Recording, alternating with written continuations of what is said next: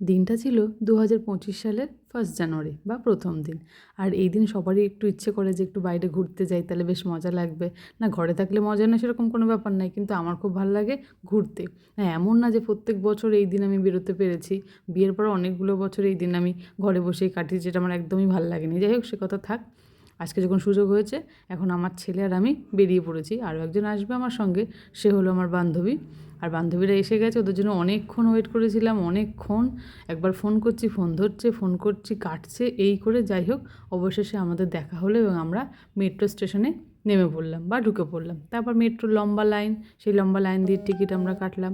আর আমার ছেলে যেটা কাজ, মেট্রো স্টেশনে এসে টিকিট পাবে, তার মধ্যেও চুজ করবে কোনটা বেশি ভালো, সেটাও নেবে আর খারাপগুলো আমাদের দেবে। যাই হোক, মূল্যবান সম্পদ ভাগাভাগি করে আমরা সবাই যে যার মতো মেট্রোর মধ্যে ঢুকে পড়লাম বা প্ল্যাটফর্মের মধ্যে ঢুকে পড়লাম। আর মিষ্টুনের খুব মানে আমার বান্ধবীর মেয়ে মিষ্টুন, ওর আবার ওই যে তোমার টিকিটটা দিয়ে এন্ট্রি করতে ওই জায়গাটা খুব মানে ভয় করে। যাই হোক, অনেক কষ্টে ওকেও আমরা নিয়ে আসলাম, সবাই মিলে আমরা ট্রেনে উঠে পড়লাম। আর ট্রেনে খুব একটা ভিড় ছিল না, তার একটাই কারণ আমার বান্ধবী আসতে খুব লেট করেছিল, তাই সময় অনেকটাই গড়িয়ে গেছিলো বা পেরিয়ে গেছিলো। প্রায় 2টো বাজে তখন আমরা মেট্রোতে, তখন আর কি করতে ভিড় থাকবে।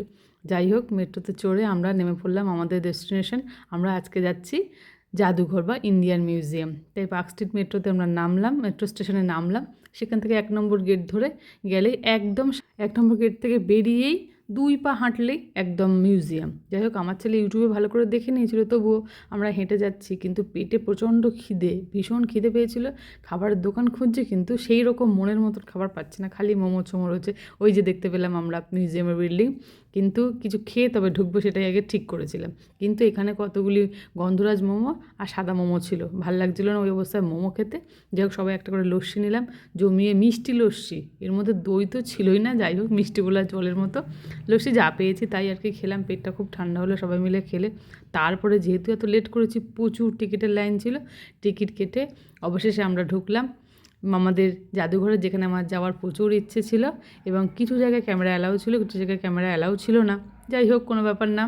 2 চোখ ভরে আমরা সবাই মিলে দেখেছি মিউজিয়ামে রাখা কোন জিনিসগুলো হয়, যেগুলো আমরা বলি না যে তোকে তো মিউজিয়ামে রাখার মতো, মানে বেশ সুন্দর, যেগুলো দেখার মতো।